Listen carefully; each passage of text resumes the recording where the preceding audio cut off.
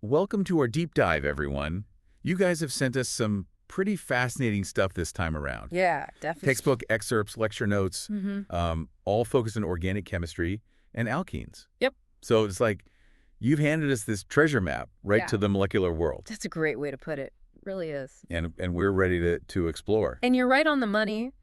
Understanding these alkanes, it's like having a decoder ring for so many things we just take for granted. That's a really cool analogy. Yeah, it's pretty neat. So let's start with the basics. All right, sounds good. What exactly is it that makes a compound organic in the chemistry world?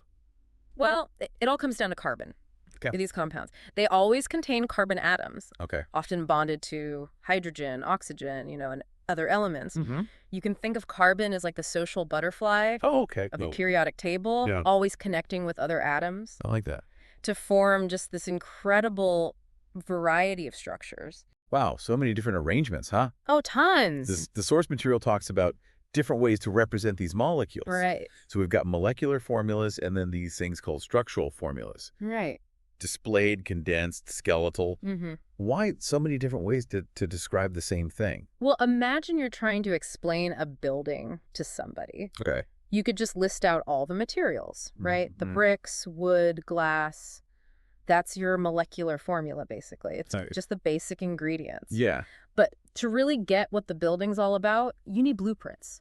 Oh, that's true. Right. Yeah. To see how it all comes together. Okay, yeah. And those are like your structural formulas, I showing get- all the connections. So then the skeletal formula, which is described as a chemist's shorthand, Right. that's like the most detailed blueprint then. Exactly. You got it. It's like a minimalist architect's sketch, Oh, okay. focusing on just the essential framework. Hmm. Each line represents a bond. Each point's a carbon atom. Okay. And just by knowing that carbon always wants 4 bonds, you can fill in those missing hydrogens. Oh, I see. It's super elegant and efficient, which is why chemists love it. Yeah, I'm starting to see the beauty in this chemist code. Yeah, it's pretty cool. But then there's this idea of isomers. Right. Same molecular formula, but the atoms are arranged differently. Uh-huh. It's like having the same Lego bricks, right? Mm-hmm. But you can build totally different structures. That's a perfect analogy. Really? And just like with Lego creations, isomers can have very different properties, Oh, wow. depending on how you arrange those atoms. That's wild. It is. Think about it. Diamonds and graphite. Yeah, They're both pure carbon, right. but their structures are so different Totally. that makes their properties incredibly different too. Wow, I never thought about that. Yeah, it's pretty neat, huh? So the arrangement is just as important as the ingredients themselves. Exactly. Got it. Okay, the notes talk about structural isomers and stereoisomers, but I think we should hold off on those for now. Yeah, good idea. Let's understand the foundation first, Absolutely. which are those alkanes. Mm-hmm. So what exactly are they? Well, alkanes are the simplest type of hydrocarbon, Okay. which means they're molecules made up of Mm-hmm. only carbon and hydrogen atoms, Okay. all connected by single bonds. All right. So they're like the most basic building blocks in organic chemistry. Got it. You can build up from there. And the source material differentiates between alkanes, alkenes, and alkenes. Right. Is it all about those bonds between carbons? You got it. Alkanes have only single bonds. Okay. Alkenes have at least one double bond, Mm-hmm. and alkenes have at least one triple bond. Okay. It's like comparing a leisurely stroll, a brisk jog, and then like a full-on sprint. Oh, I like that. Yeah, those bonds really affect how those molecules behave and how they react. So alkanes are the single bond hydrocarbons. Yeah, that's a good way to think about it. And then there's this term saturated, which I Yeah. vaguely remember from nutrition labels. Mhm. Does that apply here too? It absolutely does. Really? In chemistry, saturated means that every single carbon atom Mm-hmm. has the maximum number of hydrogen atoms attached to it. Okay. Like, think about a sponge that's completely soaked with water. Yeah. Can't hold anymore, right? Right. That's saturation. Mm-hmm. Alkanes, with their single bonds, they're saturated with hydrogens. Okay, so they're like fully loaded, Yeah, all single bonds, and just no room for any more hydrogens. that's a great way to put it. The notes give this general formula for alkanes, and it's CnH2n plus 2. Right? Yeah. Can you decode this for me? What does that actually tell us? Think of it like a recipe. Okay. This formula tells you the ratio of carbon to hydrogen atoms Like- in any alkane. Got it. Let's say you have 5 carbon atoms. Okay. Just plug that into the formula. Okay. And you get C5H2 by 5 plus 2. Which is C5H12. Okay. So for every 5 carbons, there's 12 hydrogens in an alkane. That's pretty handy. So we know what makes them organic and that their structure is key. But how do chemists keep track of all these different alkanes? Yeah, it's a lot to keep track of. The notes mention IUPAC rules for naming. Right. Which sounds a little intimidating, honestly. It's not as scary as it sounds. Okay. Think of it like giving each molecule a unique address. Oh. The International Union of Pure and Applied Chemistry, or IUPAC. Yeah. They set up the system. Okay. So chemists all over the world could speak the same language. So it's less about intimidating rules and more about having a universal language. Exactly. Okay, that makes a lot more sense. Yeah. The notes compare naming an alkane to giving it a street address. Is that what they mean? You got it. Okay. You start by finding the longest continuous chain of carbon atoms. Okay. And that's like your street name. Got it. Then you number those carbons. Okay. And identify any branches coming off of that main chain. Okay. And those are like your house numbers. Oh, that makes sense. Right. And those branches, they're called alkyl groups, right? That's right. I see names like methyl, ethyl, propyl. Uh-huh. It's like they have their own little street signs. That's a great way to think about it. Really? Each alkyl group is like a prefabricated building block that can attach to your main chain, adding complexity and diversity to your molecule. All right, let's take this analogy for a test drive. Okay, sounds good. Can we walk through an example of naming a branched alkane, like step by step? Sure, yeah. I want to see this IUPAC system in action. Let's do it. Imagine an alkane with a main chain of 4 carbons. Okay. And a single carbon branch just hanging off the second carbon. Okay, so 4 carbons means it's based on butane, right? Oh, exactly. Because but means 4, and ane tells us it's an alkane. You got it. Now, that single carbon branch, that's a methyl group. Okay. And since it's on the second carbon, we call it 2-methyl. Okay. Put it all together, and the name of this compound is 2-methylbutane. Okay, that's not so bad. No, it's not too bad. It's actually pretty logical once you break it down. Right, it is. Now, what about cyclanes? Ah, yes. The source material describes them as alkanes that form rings. So instead of a straight chain, it's all looped around. Precisely. Just imagine taking a straight chain alkane and bending it so the ends connect, forming that ring. Okay. Those are your cyclanes, and we add that prefix cyclo to their name. Oh, okay. So like a 6-carbon ring would be cyclohexane. Got it. Got it. Right. And I'm guessing the general formula changes a bit for cyclanes too. You're catching on quick. Huh? Because you're connecting the ends of the chain, you lose 2 hydrogens. Oh, okay. Compared to that straight chain version. I see. So the general formula for cyclanes is CnH2n. Okay, wow, we've covered a lot of ground here. We have. From the basics of organic chemistry to this unique naming system for alkanes. It feels like we're just starting to scratch the surface of this molecular world. We've laid a solid foundation, that's for sure. Yeah. But you're right, there's so much more to explore. Yeah. Remember those isomers we talked about earlier? Yes. Let's revisit those, specifically those structural isomers. Okay. Using butane as our prime example. All right. You might be surprised to learn that even something as familiar as butane can exist in more than one form. Hold on. The butane we use in lighters? Yeah, that one. It has isomers. It does. Okay, now I'm really intrigued. Tell me more. All right, let's get into it. Okay, butane isomers. Yeah. This is where my brain starts to bend a little bit. No, it's kind of crazy, right? How can the same formula, C4H10, create different structures? Yeah. It's like saying you can build 2 completely different houses with the exact same pile of lumber. Exactly. That's the magic of isomers, right? They show us that the arrangement matters just as much as the atoms themselves. Yeah. So in straight chain butane, Okay. all 4 carbons are linked in a row. Okay. Like a simple chain link fence, you know? Easy enough to visualize. Yeah. What about the other isomer, methylpropane? Right. How do those carbons rearrange? Picture that same 4-carbon chain. Okay. But this time, 1 carbon branches off, forming kind of a T shape. Okay. It's still C4H10. Right. But now it's got this little side group, that methyl group, making it methylpropane. So it's like one house is a ranch and the others get like a little add-on room. That's a great way to think about it. Same building materials, different layout. Exactly. And I bet these different structures mean different properties too, right? You bet. The source material talks about boiling points, and it says that straight chain alkanes have higher boiling points than their branched isomers. Why is that? Well, what do you think? Well, If boiling means that the molecules are getting enough energy to break free and become a gas, Yeah. maybe it has something to do with how tightly those molecules are packed together. You're on the right track. It all boils down to intermolecular forces. Okay. Specifically, these weak attractions called van der Waals forces. Okay. Straight-chain alkanes, with their sleek shape, they can nestle closer together, like pencils in a box, I get it. And those weak attractions, they add up, Yeah. making it harder for them to break free and boil. So branched alkanes, with their more awkward shapes, can't pack as tightly. Exactly. So weaker attractions, lower boiling points. You got it. It's like a reminder that even subtle differences in structure can have a big impact on the molecule's behavior. That's right. This is fascinating. It's making me see everyday things like boiling water in a whole new light. It's pretty cool, right? It is. Now, what about melting points? Melting points. Are they affected by branching too? They do tend to increase with molecular mass as well. Okay. But the trends are a bit more complex, I'd say. Okay. It's not just about how tightly they pack, but also about how well their shapes fit together in a solid crystal structure.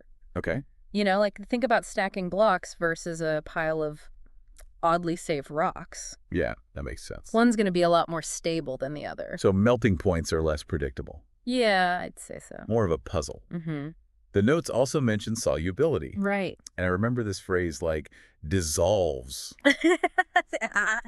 High school chemistry. It's a classic. How does that apply to alkanes? So alkanes are nonpolar, meaning their electrons are distributed pretty evenly. Okay. You're like the Switzerland of molecules. Oh, okay. Neutral, Right. Whereas polar molecules, like water, they have a positive and a negative end, like tiny little magnets. Okay. You see. So alkanes and water don't exactly hit it off. Not really. Water molecules, they prefer to stick with their own polar kind. Like a clique in high school. Exactly.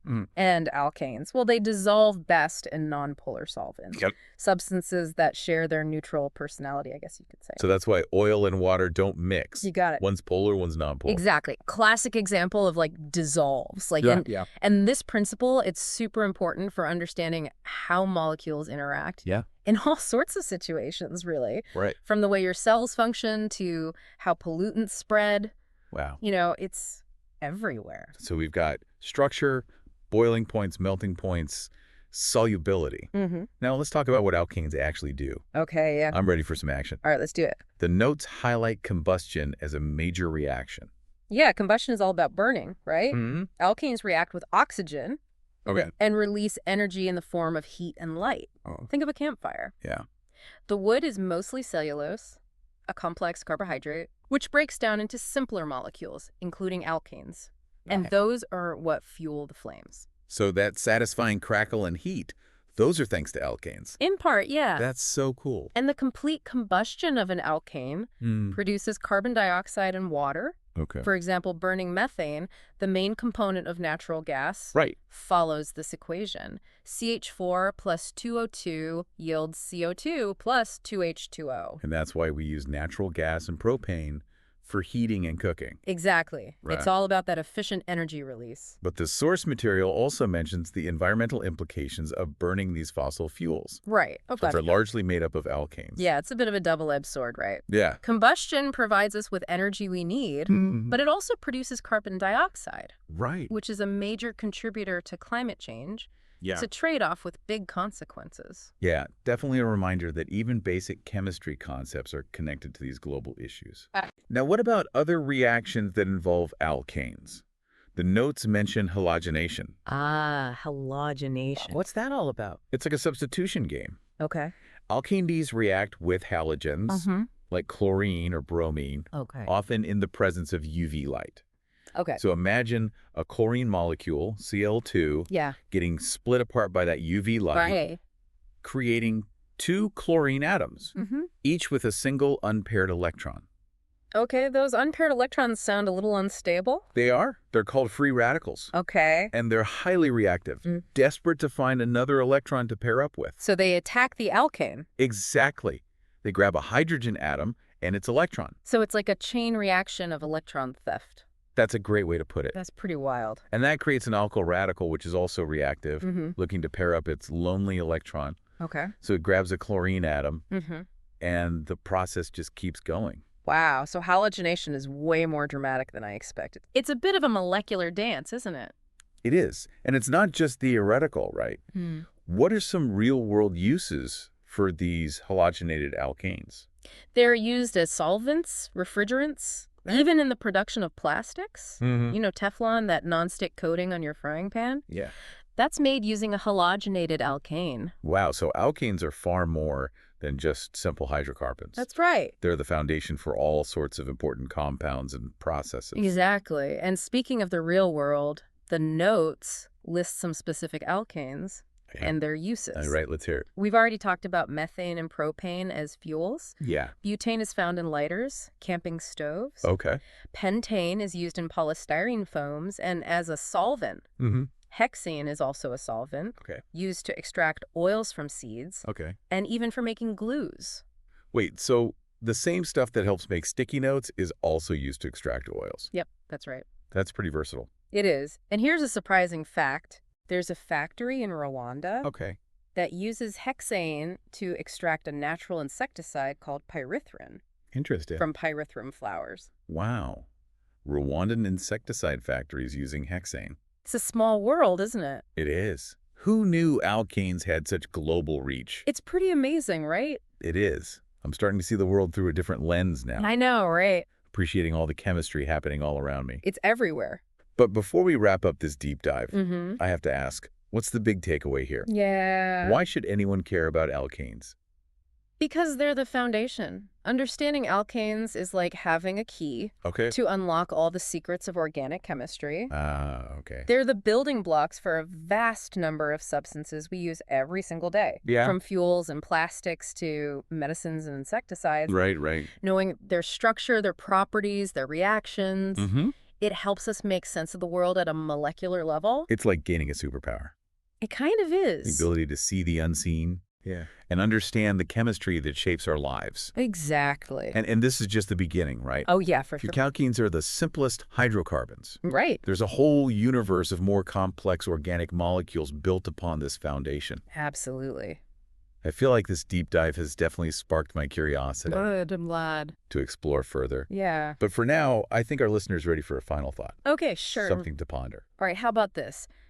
If alkanes are relatively unreactive, how do chemists manage to modify them? To create all those amazing organic compounds we rely on? That's a great question to ponder. It really makes you appreciate the creativity and the problem-solving skills of those chemists who can manipulate those building blocks to create this whole world of molecular marvels. I agree. So we've gone from carbon being the social butterfly of the periodic table to understanding how even small changes in structure can drastically change a molecule's properties. It's pretty wild, huh? It is. And we've seen how these alkanes, which seem so simple, are used in everything. Right. From fuels to insecticides. It really shows you how much organic chemistry is a part of our everyday lives. It does. But you piqued my curiosity with that question about alkane reactivity. Or should I say lack thereof. Right, they're pretty stable. Which is a good thing. That's why they make such good fuels. You don't want them just spontaneously combusting, right? Right. But if they're so unreactive, how do chemists tweak them? Yeah, good question. To create all the different organic compounds we need. Right. How do you turn those simple building blocks into something so complex and useful? Well, that's where the real magic of organic chemistry comes in. Chemists have this whole arsenal of reactions that let them introduce these things called functional groups, which are specific groups of atoms that give the molecules their characteristic properties. So it's like accessorizing, right? That's a great way to think about it. You start with your basic alkane and then add on these functional groups to create alcohols, aldehydes, ketones, carboxylic acids. Exactly. The list just goes on. It does. And each of those brings its own personality to the molecule. It changes how it interacts with other substances, and it opens up a whole new world of possibilities. So it's like alkanes are the blank canvases. Oh, I like that. And chemists are the artists. Using these reactions and functional groups to create this masterpiece of molecular diversity. I love that analogy. And that's what allows us to create everything from life-saving medicines to innovative new materials. This deep dive has been incredible. We started with alkanes, these seemingly simple hydrocarbons, and uncovered this whole world of complexity and connections and real-world applications. I'm glad you enjoyed it. I did. To our listener out there, Yeah. I hope this deep dive has sparked your curiosity about the molecular world. There's so much to discover out there. There is. And remember, this is just the beginning. Oh, yeah, for sure. There's this whole universe of organic chemistry waiting to be explored. If you're interested in alkanes, pick one. Yeah. Research its uses, dive into those reactions that transform them into other molecules. Who knows what amazing discoveries you might make. Thanks for joining us. Yeah, thanks for listening. On this deep dive into the world of alkanes. It's been fun.